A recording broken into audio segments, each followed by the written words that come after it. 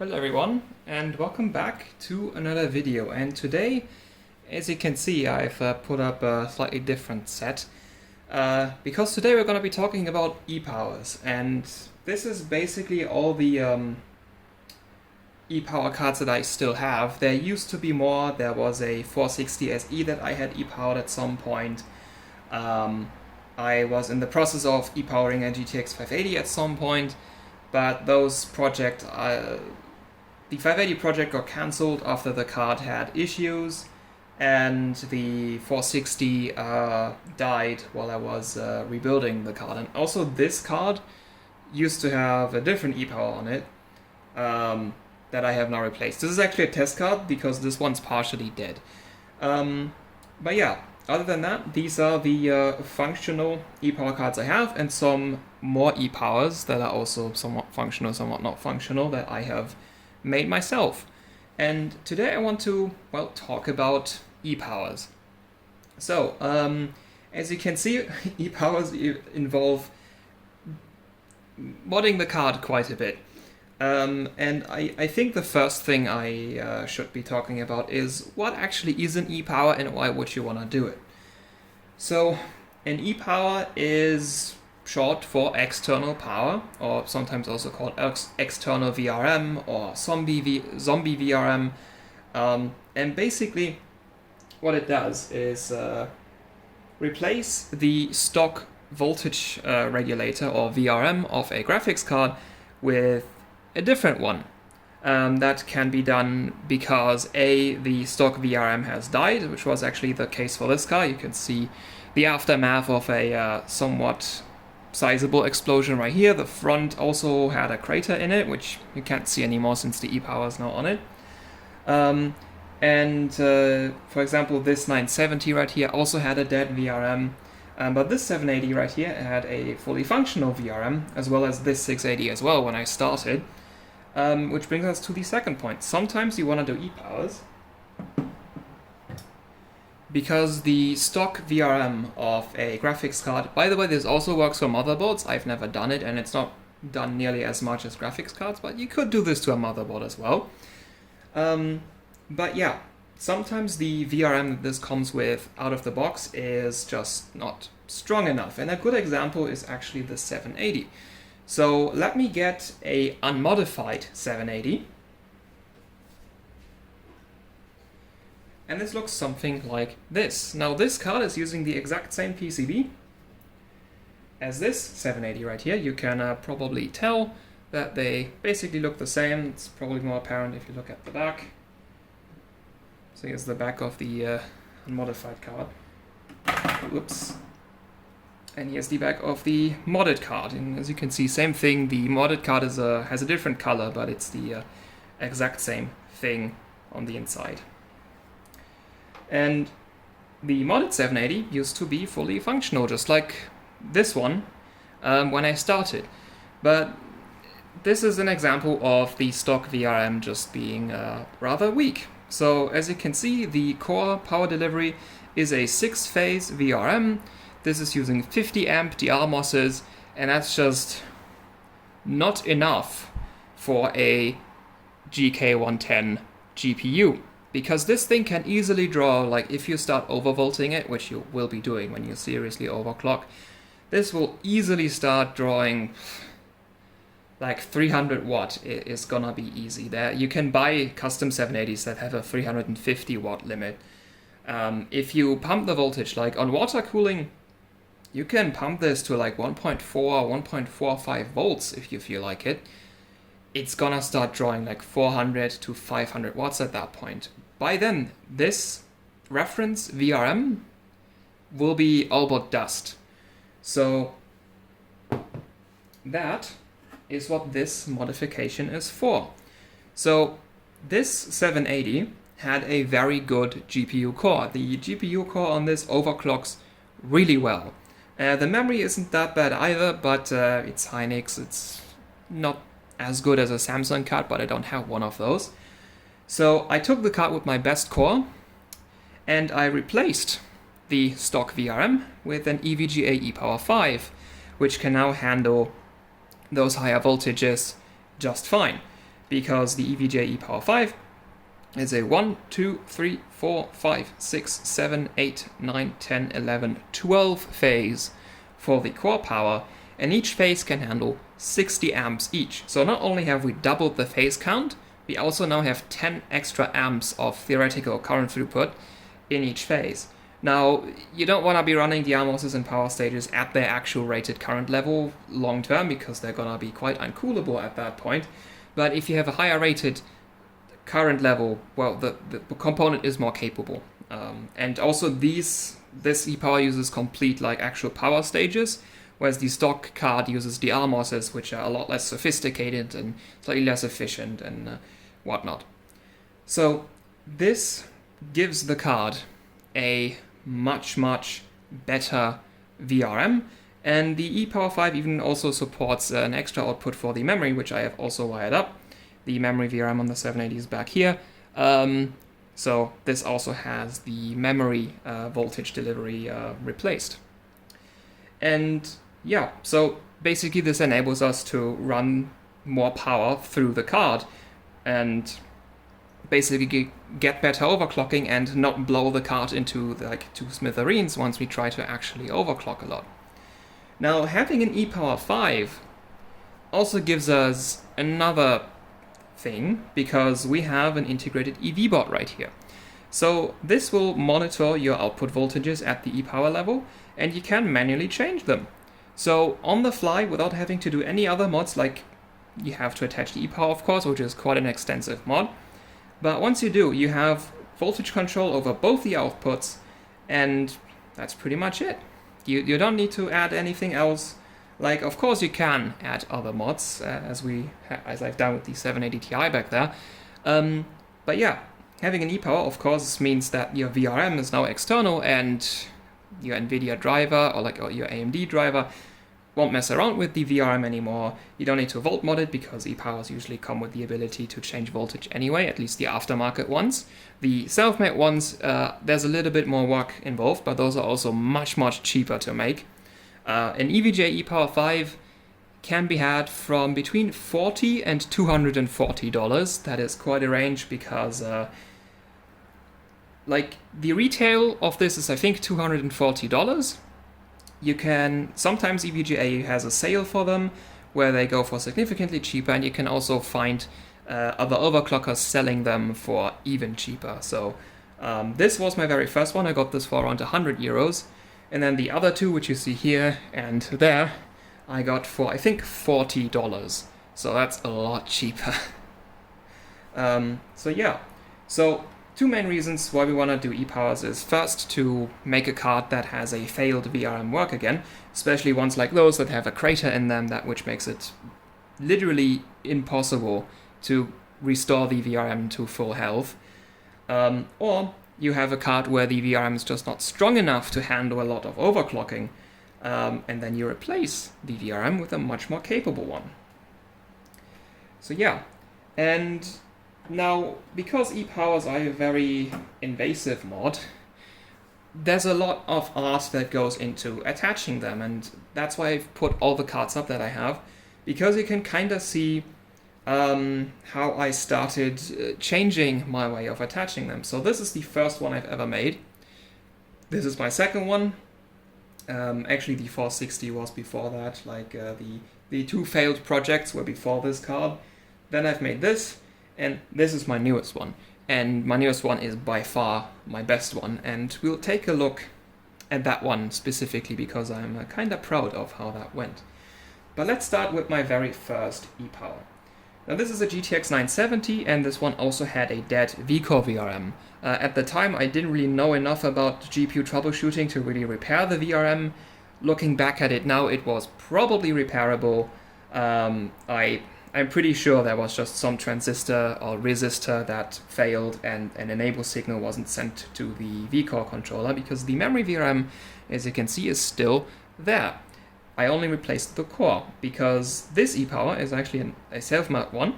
This used to be a GTX 580 VRM, and the 970 being much lower power, you can just use a GTX 580 reference VRM, because this is perfectly fine. And yeah, so this is one of my self-made e-powers. I'll go more into how to self-make e-powers at the end of the video. For now, let's just take a look at here. So the biggest problems with the card are the connections. They are very long, there's not that many, and they're using 14 American wire gauge cables. So this is very much not optimal. The cards still work rather well, thanks to the 970 having like relatively low current pull compared to the other cards here. So this still went rather fine, like I got pretty good results for core clock on this one in GPU-Pi. So I don't want to actually redo this, partially because it's my first card and also because it actually works like a lot better than it looks. But yeah, so the thing with e-powers is you want to have your external VRM as close to where the original VRM used to be, because every bit of length that you add adds resistance and inductance, and that just makes voltage regulation worse. You want your power plane to be as short and wide as possible. And this is rather thin and long, so this is very much not what you would usually want.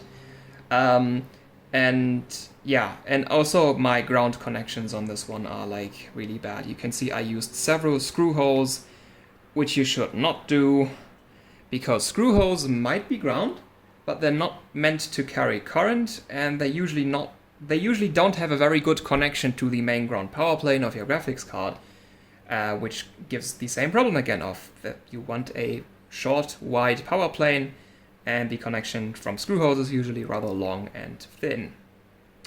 So this being my first e-power, it's surprisingly good, but this is fine for your first e-power. This should not be your standard. So let's move on to the second card, which still has a lot of these same issues, but is doing it a lot better. So you can see I have significantly shorter cables on this one.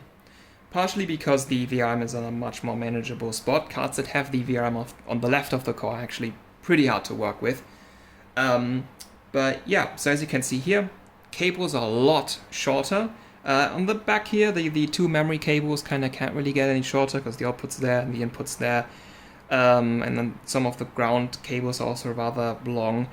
But generally, the cables are shorter, which should help a lot. Actually, this card, I never really finished it. I was planning to add a lot more V-core and ground cables, but I just never really ended up doing it, and the card performs well already. Like, the card already does pretty good clocks. So I was never really that hard pressed to finish it. I might finish it one day, but honestly, I feel like pulling the entire thing, like if I ever change this thing again, I feel like pulling the entire thing off and then remaking the e-power like I did it on this card.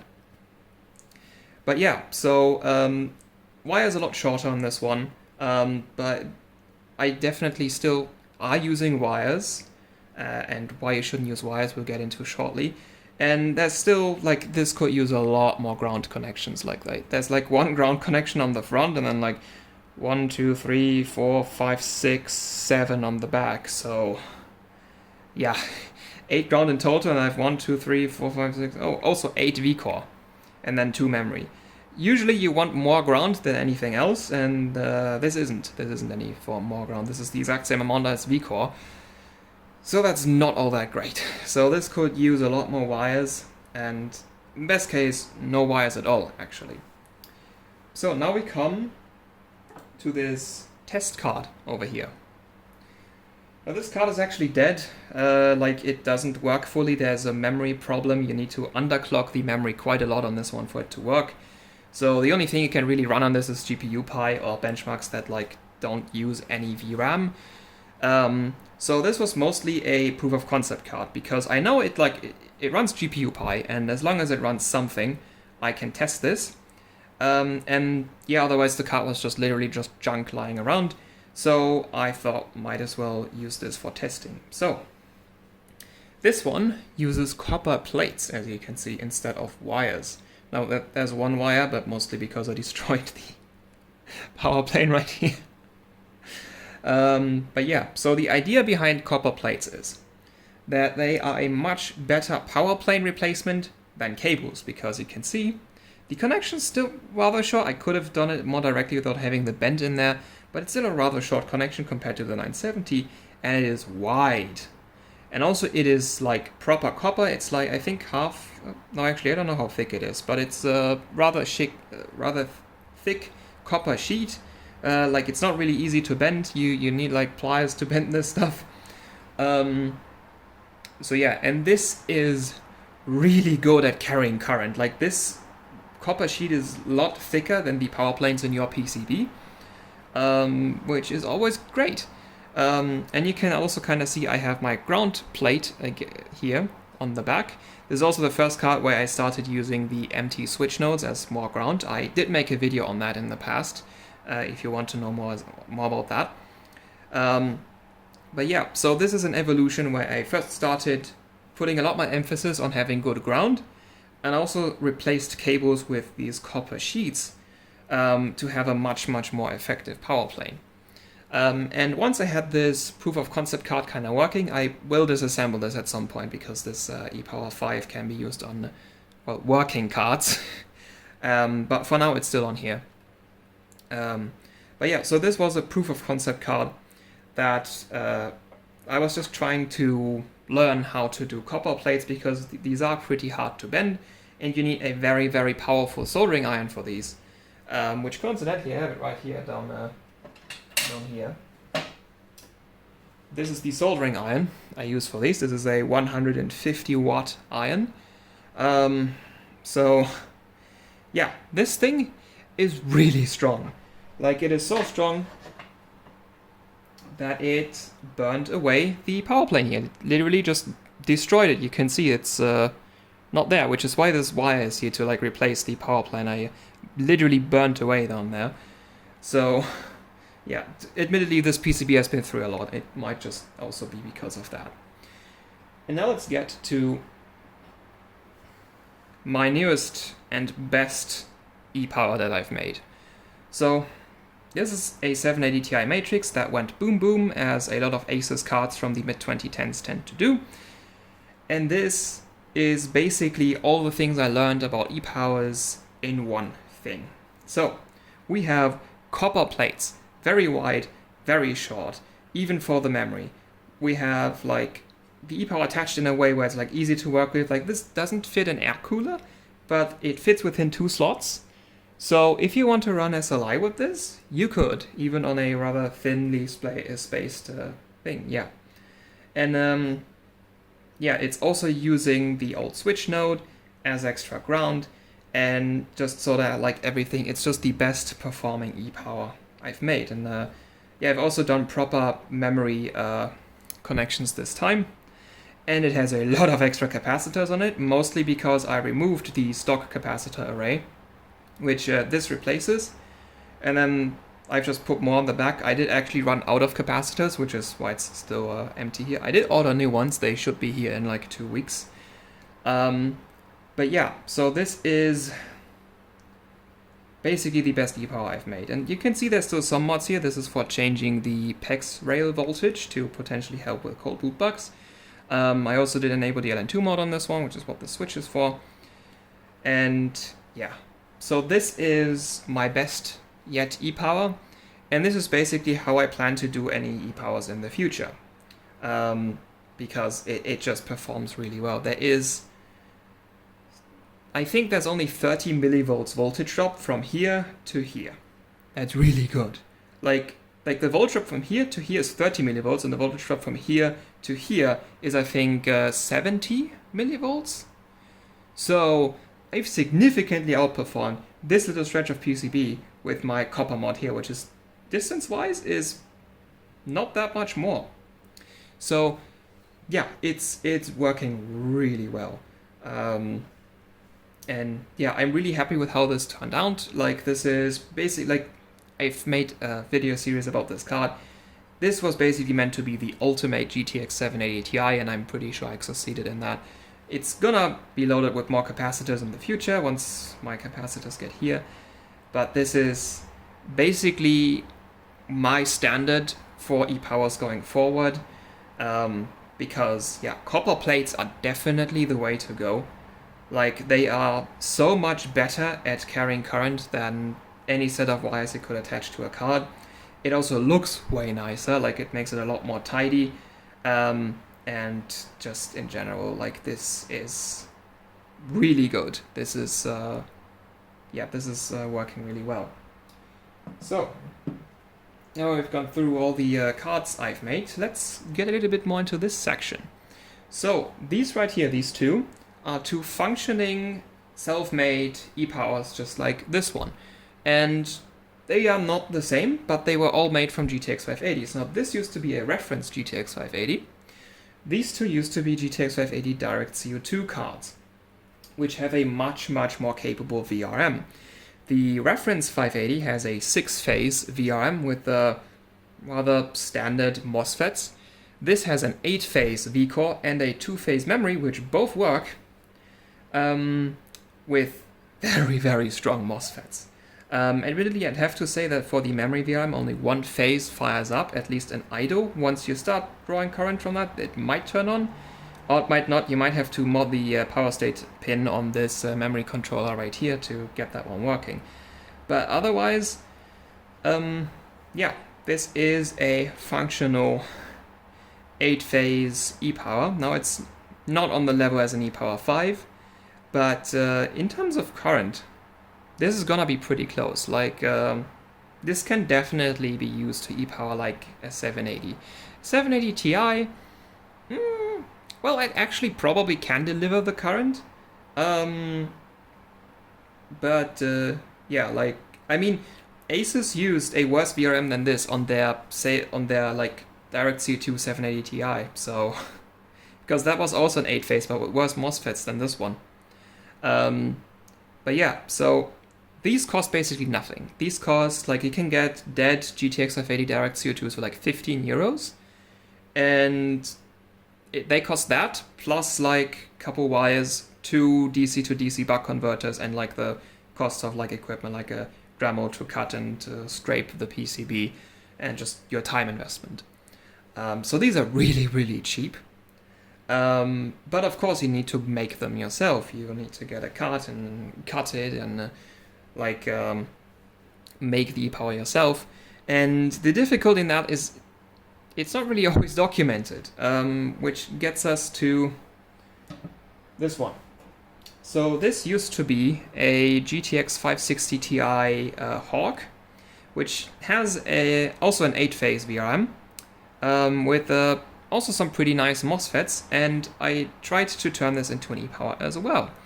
And I was almost successful, because right now I don't know how to make this work, because this is a card that doesn't have any documented info on it on how to turn it into an e-power. The reference and Direct CO2 GTX 580s do, so I worked off someone else's information on how to do that. This one I tried to do myself, and I had it somewhat work. I had the card work as an e-power before I cut it. But after I cut the PCB, it stopped working.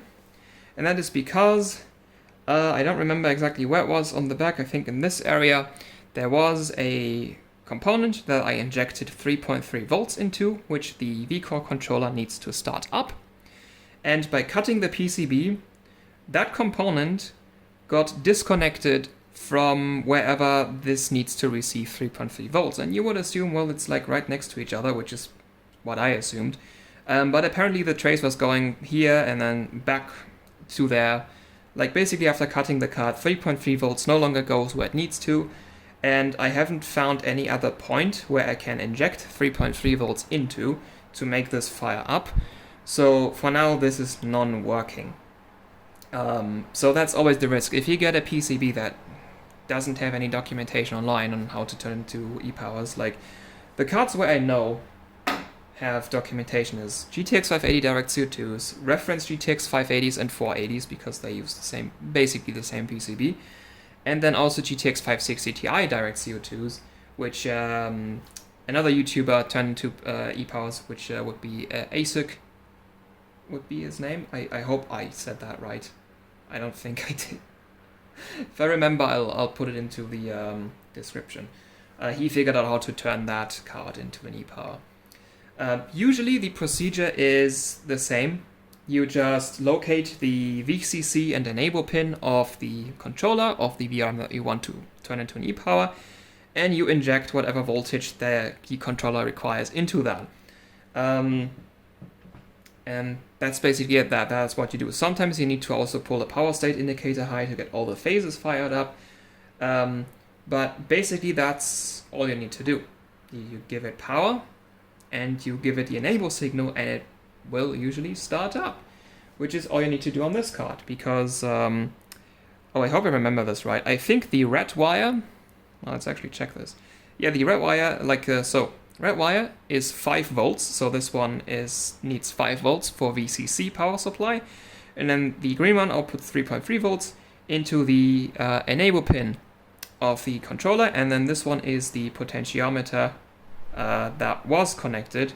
It's currently not connected. This one's not currently wired up for voltage control, but that's connected to the feedback pin of the vCore and memory control voltage controller to change the output voltage, since this doesn't have an integrated EV board. On this one, you can see the same implementation. We have 2 little buck converters on the back that just grab 12 volts from the inputs, convert it to 5 volts and 3.3 volts, feed it to the controller to enable it.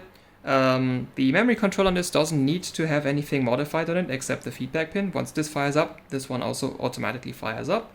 And then you can see the blue wires lead to these 2 potentiometers, which adjust the voltage output.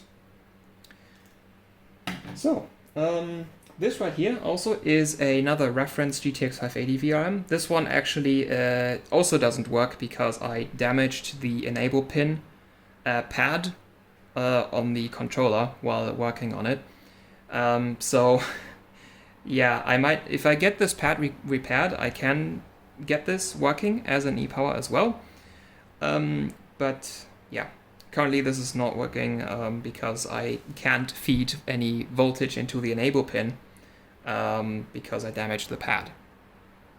But yeah, this is like the same thing as this, as you can see. So yeah, e-powers. Very cool modification. Like, if you ask me, people that can do e-powers are basically in the highest league of modding because it's basically the most difficult thing to pull off. Not necessarily because it's very complicated to do, but just because you need to apply a lot of thinking. There's no general way to do this. It is always unique for your circumstance. Like, what card do you e-power? What e-power board do you have? And like, what kind of job are you going for? Are you going for copper plates? Are you going for wires? Sometimes people, if they repair cards, they do want to have them work with the stock heatsink. Then you need to do it really low power, or maybe you put it on the back of the card.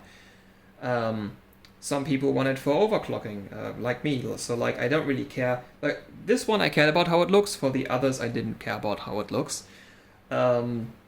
So yeah, but if you ask me, it's the coolest mod you can do, because it's you just actually need to think about how you're gonna make your power plane, like how you're gonna make it hook up, like how you're gonna modify the card, like how will you get your ground, how will you attach the e-power, like how proper will it look, and even more credit points if you use a self-made e-power, because that also involves of like making it work. Even if you have a guide, this is like, you have to cut a graphics card in half. Like, yeah. But yeah, like, this is basically, like, this is the ultimate mod. It is extremely cool. It's just, yeah, it is, it's like someone having a completely custom built car, basically, for overclocking. Like, if you show up one of these to an overclocking event, people will look at it and like go, oh, this looks cool, this is really cool. And it is. Like, it's also the ultimate FU statement to the GPU driver because, well, this of course completely disables any power limits because it's not the same VRM anymore. I am in control now, so the GPU driver can try to power throttle as much as it wants. Vcore voltage will not cease until I unplug it. So, yeah. So, yeah. And I know I didn't really go much into how to make e-powers. Also, again, because like it's very situational. Like, what card do you have? What e-power do you have? We just went through that. Der Bauer did make a video where he e-powered a GTX 1060 with one of the Asus-made e-powers, which sadly you can't buy. There were only 2 e-powers that you could ever buy, which were the EVGA one and the Galaxy Hall of Fame one, which I do actually have one right now, but it's not for me, it's for a friend, so I can't use it. I did make a video though where I showed it off, so if you're interested in seeing the Galaxy Hall of Fame e-power, you can take a look at that. But I gotta say, the EVGA e-power is definitely my favorite one. Just because it has the integrated EV board and also dual output, which the Galaxy one doesn't have. It only has one output. So my favorite one to work with the EVGA, but you definitely get extra points if you use a self-made one, because it's it's cheaper. If you don't want to pay for an e-power 5, this is perfectly fine to do. And of course it's extra cool because not just have you e-powered a card, you've done it with your own e-power. So yeah, like this is the apex of custom PC modding. It doesn't really get any better than this unless you like literally build your own graphics card from scratch, which good luck. Yeah. But yeah, that's basically my late night ramble about e-power mods. Why you might want to do them, how you want to do them, and just general extra opinions about it. I was asked repeatedly to make a guide on how to turn graphics cards into e-powers, and there will be something. So I have this card right here, which is another GTX 580. So this is the Gainward/Palette GTX 580. It has a VRM somewhat on par with a reference card, but this thing is extremely easy to turn into an e-power. You literally only need to solder one wire. You don't need any DC to DC buck converters. You don't need to literally only solder one wire between 2 points on this and then just cut the card and it works. I don't know if the memory will work on this, but the core will work. And well, of course you need to add a trim port for voltage control, but to make the e-power work, you just need to solder one wire on these. And I did try to turn one of these into an e-power before. That one failed for the same reason as this, because I damaged a pad that I needed to feed voltage into, and at the time I didn't know that it was actually as simple as just putting one wire. But yeah, like the controller on this runs off 12 volts, and 12 volts goes in right here. You don't need to add a DC to DC buck converter for that. And yeah, so as far as I know, let me get my tweezers. Basically, as far as I know, you only need to solder wire here, and then solder the wire to here and here, to these 2 points. You connect that sends the enable signal to the controller, and you don't need VCC because it's just running off of 12 volts, which comes in right here. So just like that, you've taken care of feeding the controller power and enabling it, and you can cut the card and it will just work. At least that's what I've been told. So I'm going to document this thing getting turned into an e-power once I do it. For now, the card is actually working, so I do want to include it in my Fermi overclocking guide GPU binning. So that's why the card stays in one piece for now. But when I turn it into an e-power, I will make a video about that. And I do have some reference GTX 480s that have no business existing. I only need one, I have like 3. Yeah, I will probably document that too, because it's like the same process as the 580 reference. Like the only difference between the 480 and 580 reference PCB is like there's like 2 holes in here for the 480. The rest is like basically the exact same thing. So yeah, I will be documenting that too when I get around to that. Like, it's not gonna be an immediate thing. I'm actually about to head off to like someplace else for 2 weeks, so video content might slow down. I'll become like, I can still make videos there, but I don't have access to like all my stuff. But yeah, so ePower tutorials. Also, when I have another DirectStudio 2 that I also got as dad, turning that into an ePower also document. So yeah, I might actually live stream that. I might live stream those. But yeah, so man, we're really getting to 40 minutes, are we? I'm just trying to think if I've missed anything. But yeah, so I love ePowers. They are so cool. Like if you wanna impress extreme overclockers, make an ePower. That's basically how, because everyone can like buy a Kingpin card and put an LN2 port on it and probably get a pretty good score, like with not much effort. But if you run one of these cards, the card alone is just kind of a statement of like, just like, look at me. Can you do that? I can do it. Yeah, and also it's just because of how extreme it is. Like, you show it to people and they go, wow, wow.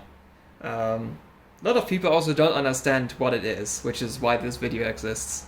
But honestly, I'll talk about ePowers all day because it's just cool. Like, you can use a junk graphics card to revive a less junk graphics card, and also just like upgrade them to be a lot better, because there's nothing sadder than having a really good core on a trash PCB that can't do anything, so you just fix it. But yeah, I think I've been repeating myself twice or thrice over now. I think I'll be done.